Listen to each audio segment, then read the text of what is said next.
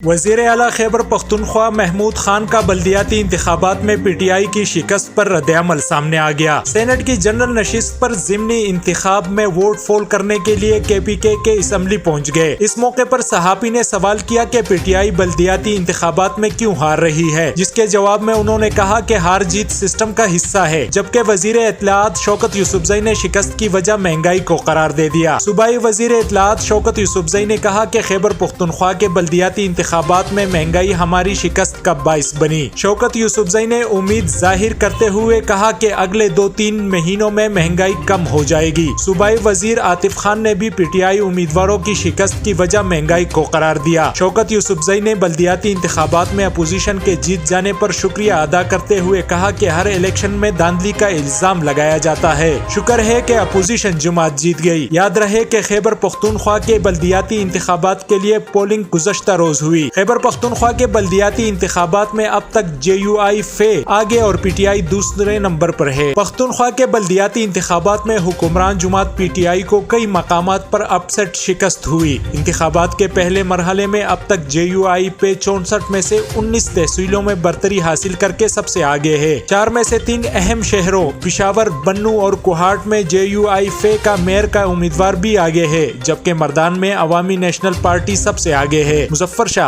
M P news.